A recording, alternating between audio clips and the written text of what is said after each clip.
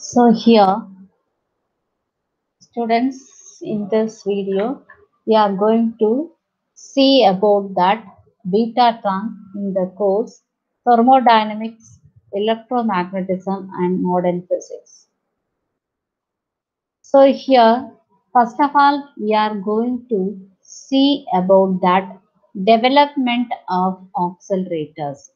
So the development of oscillators starts in that year of 1870 by William Crookes by the invention of cathode rays.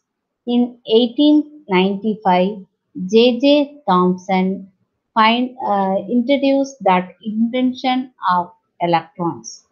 After that, in 1896, the X-rays are invented by Roentgen. By using that Rutherford invention in 1909, the scattering of alpha particle and Wolfile experiment has been done by using the Rutherford experiment.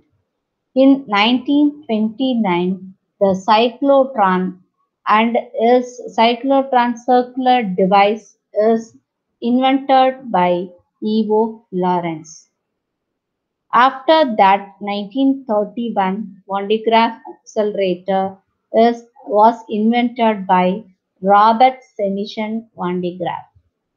After that, 1932, John D. Cockcroft and Ernest Walton invented that Cockcroft-Walton generators.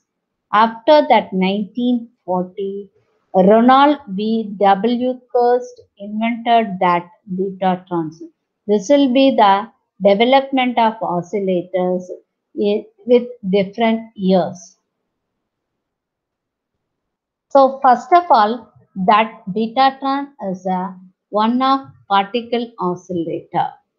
That particle accelerator is a device which uses electromagnetic fields to propel that charged particles to high speeds, and it contains well-defined beams. So these particle accelerators are built for different purposes like radiotherapy, ion implantation, industrial and biomedical researching.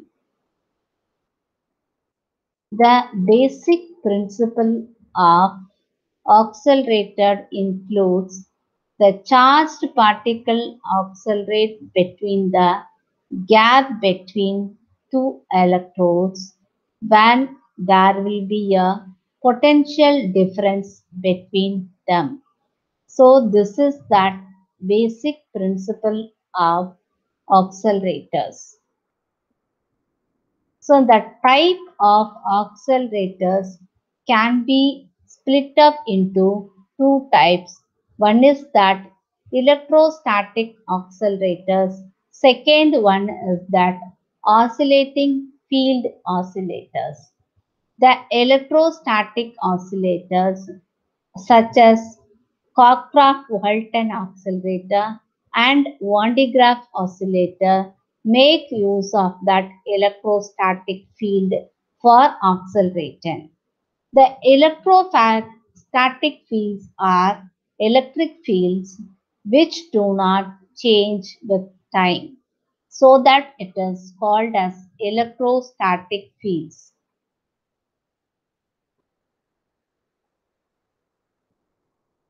So the main advantage of using electrostatic field is that very large electric fields needs to be generators to accelerate particle to experimentally useful energies.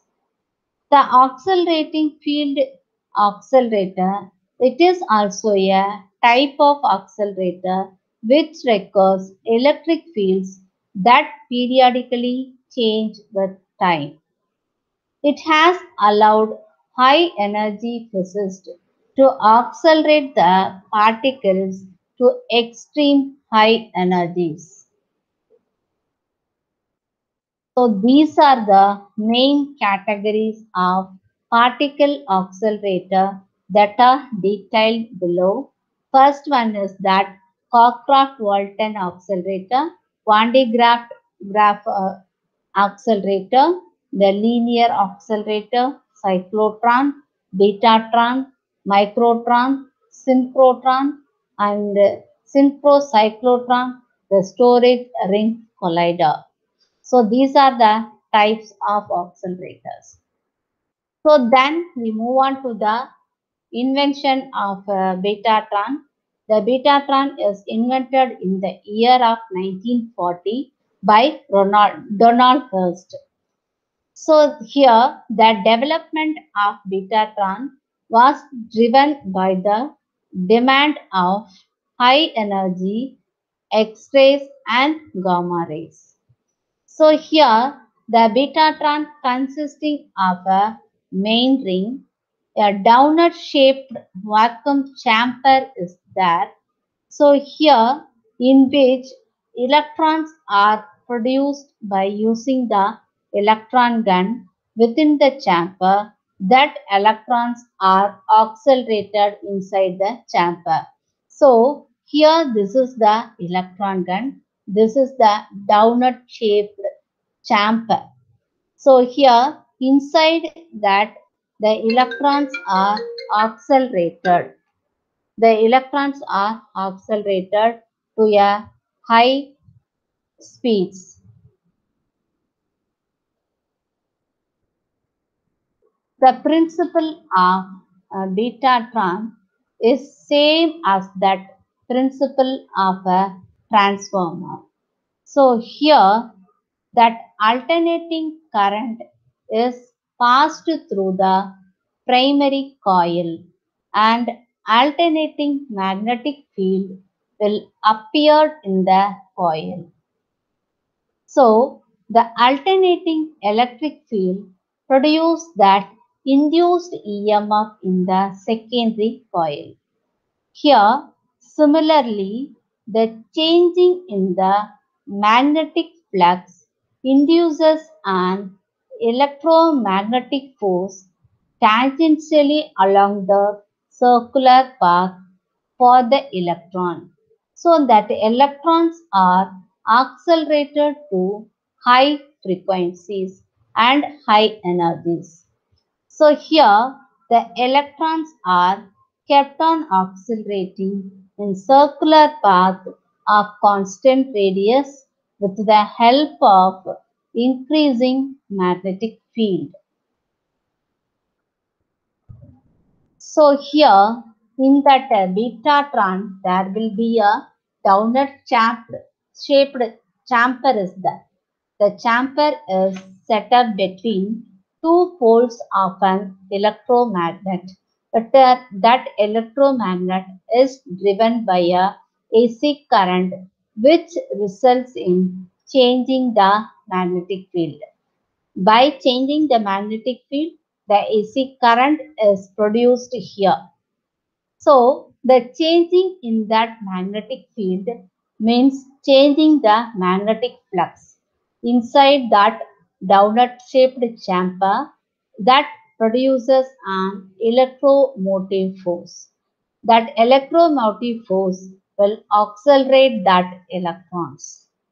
The electrons in the chamber maintain a constant radius around that acceleration. So, due to the centripetal force generated by the particle motion. Once it is accelerated, the electrons are directed out of the donut chamber or inwards towards the metal target. So it is used to produce that X-rays. So the working of that betatron is explained as when the electron appears in the cathode in the donut-shaped chamber, the electromagnets kept on both sides of the donut chamber are energized that magnetic field is increasing. The increasing magnetic field has two effects. One is that the induced EMF produced in that electron orbit by changing the magnetic flux, it gives rise to an additional energy to the electron. So according to the Faraday's law, that induced EMF is equal to minus d phi by dt. Here, that phi is the magnetic flux induced. Here, the radial force is also produced by the action of the magnetic field, which whose direction is perpendicular to the electron velocity and which keeps the electron moving in the circular path.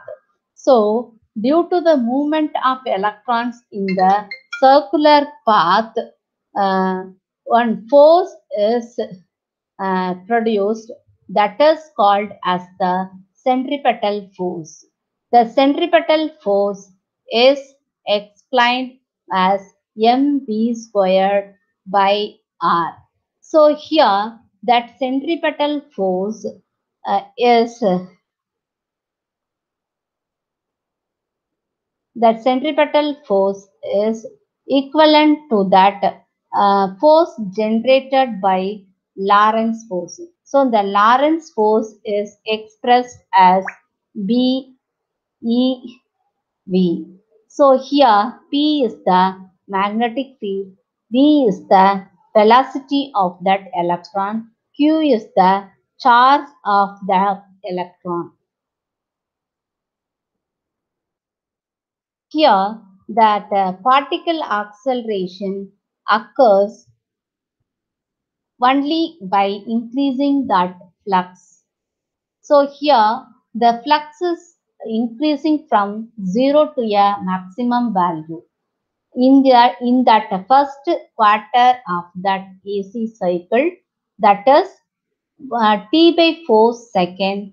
After that flux starts decreasing, which results in that decrease in velocity, so that electrons kept in the tube only for T by 4 seconds only. After that, electrons gets faster.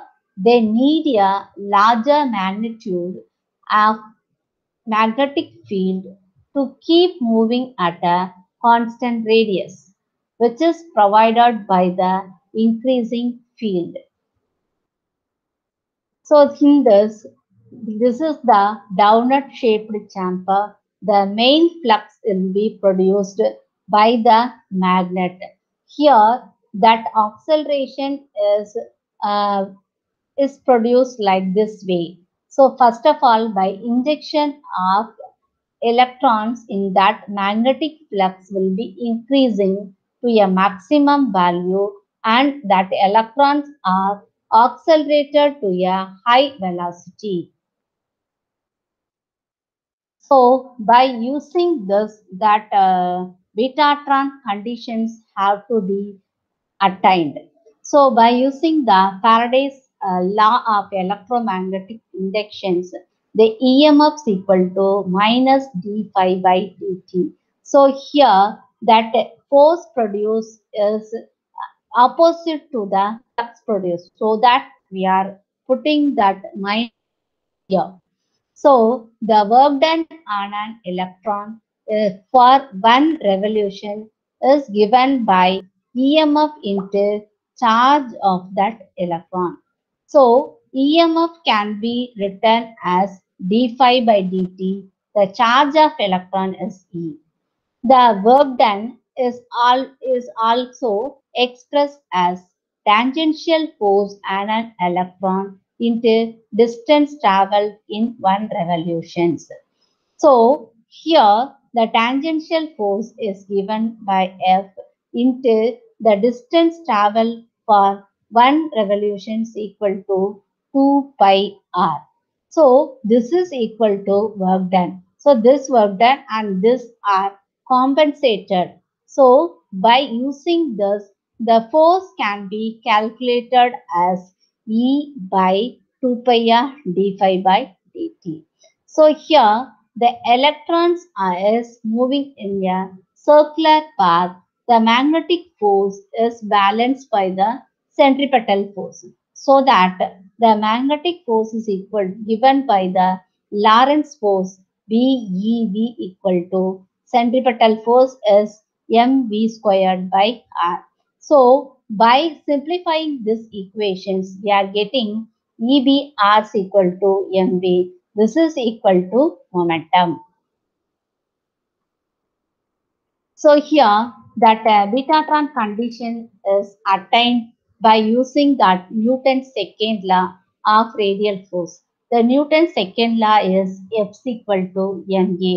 A can be written as d squared d squared x by dt squared, and also it can be written as dp by dt.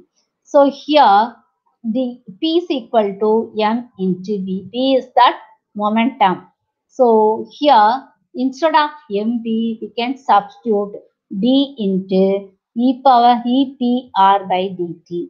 Here the charge of electron and that radius of a path of the electron are same. It is a constant one. So that we take outside only the magnetic field is varying one. So if you differentiate this, we are getting F is equal to ER into dP by dt. So here already we got that equations from that previous one, that force is equal to E by 2 pi r into d phi by dt. So from this we can calculate that the flux with respect to time equal to 2 pi r squared into dp by dt. If we integrate these equations, we are getting that pi values equal to 2 pi r squared into p. So this is called as that Betatron conditions. By using the Betatron conditions, it is used to ensure that the electrons moves in a circular path of constant radius.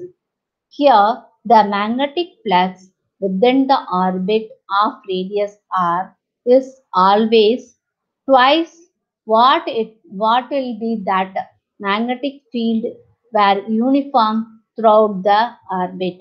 So from this Betatron condition, this will be concluded.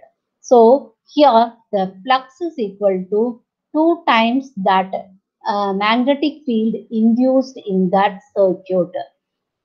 So that the magnetic field is always twice that orbit of that radius. So next is that the energy gained by the electrons is given by that equations. So here that electrons have maximum energy when the magnetic field is at strongest value by using that formula which is used in the cyclotron. So here that because of that the electron motion is the relativistic one. The total energy is much greater than the rest mass energy. So the total energy is equal to P into C. So here P is that momentum and that C is the velocity. As the centripetal force is again provided by the Lorentz force, the momentum of the electron is explained as EBR is equal to m into V. This is equal to B. Here that energy equal to EBR into C. So this will be the energy gained by that electron. So after that number of revolution takes by an electron is calculated by in d by 4 seconds if that electrons takes n revolution in the circular path of constant radii, the total distance traveled by the electron by gaining the maximum energy is S equal to n into 2 pi r. N is the number of revolutions taken. 2 pi r is that circumference of the circle. So here it is equated with that c into t by 4. This is that formula for the distance travel for each revolution.